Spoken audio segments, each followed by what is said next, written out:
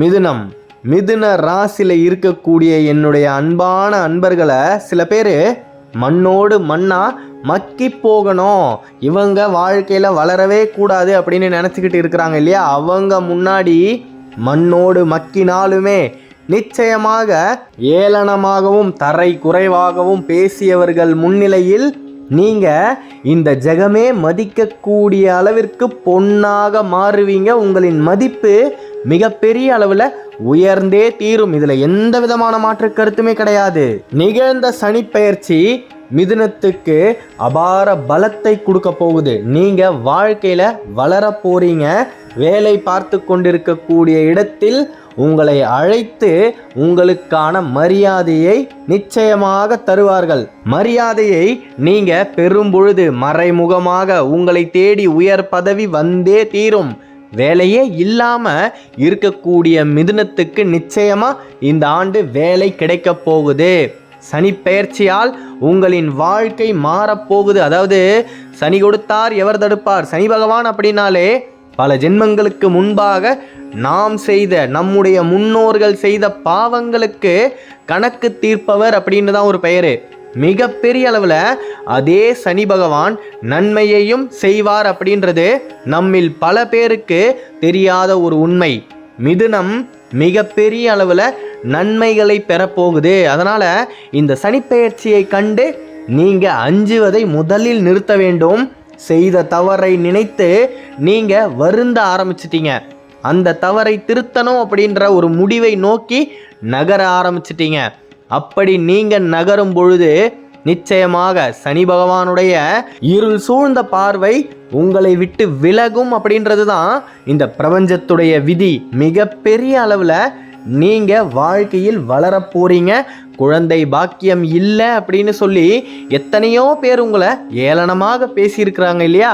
அவங்க முன்னாடியெல்லாம் முத்தை போல ஒரு குழந்தை செல்வத்தை உங்களுக்கு சனீஸ்வரன் வாரி வழங்க போகிறார். அதுதான் ஆரம்பத்திலே சொல்லிட்டேனே, மண்ணோடு மக்கினாலும் பொன்னாக ஜொலித்தே தீரும் மிதுனம்.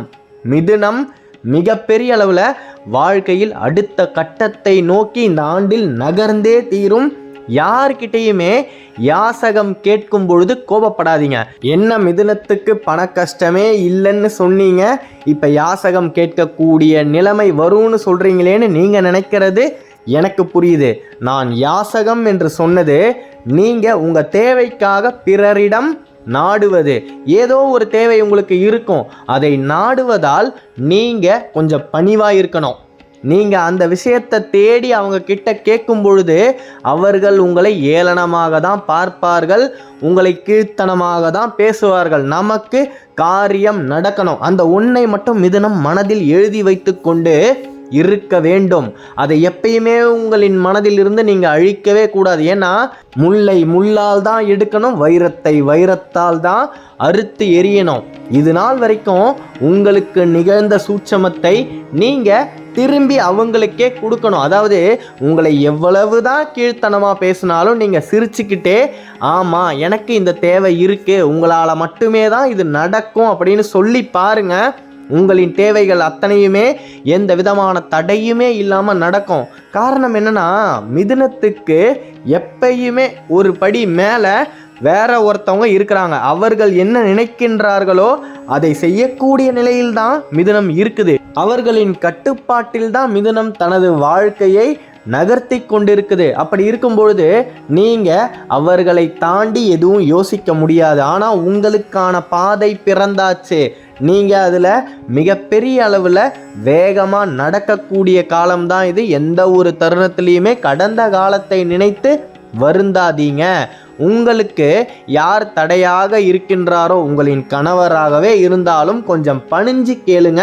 அபாரமான வளர்ச்சியை மிதுனத்தில் இருக்கக்கூடிய பெண்கள் இந்த காலகட்டத்தில் அடைய முடியும். மிதுனத்தில் இருக்கக்கூடிய ஆண்கள் கடந்த காலத்தில் உங்களின் வாழ்க்கை ஆண்டியை போல் இருந்திருக்கும். நிச்சயமாக இந்த 2025 முதல் நீங்கள் அரசனாவதை எவராலும் தடுத்து நிறுத்த முடியாது. இது நாள் வரைக்குமே பால் எது விஷம் எது அப்படின்னு தெரியாமல் எல்லாரையுமே நம்பிக்கிட்டு இருந்தீங்க இல்லையா, அந்த காலம் முடிந்து விட்டது. உங்கள் வாழ்க்கைக்கு எவர் கெடுதல் விளைவிப்பார் அப்படின்றது இனி உங்களுக்கு ஒருவரை பார்த்ததுமே தெரிந்துவிடும். அவரிடமிருந்து நீங்களே விலக ஆரம்பிச்சிருவீங்க. தேவையற்ற நட்பை நிறுத்தக்கூடிய காலம்தான் இது. மிதுனம் அந்த ஆதவனின் ஒளி கதிரை போல வாழ்க்கையில் ஜொலிக்க போகுது. உங்களை சூழ்ந்த இருள் விலகியாச்சு. நிம்மதியா இருங்க, சந்தோஷமா இருங்க.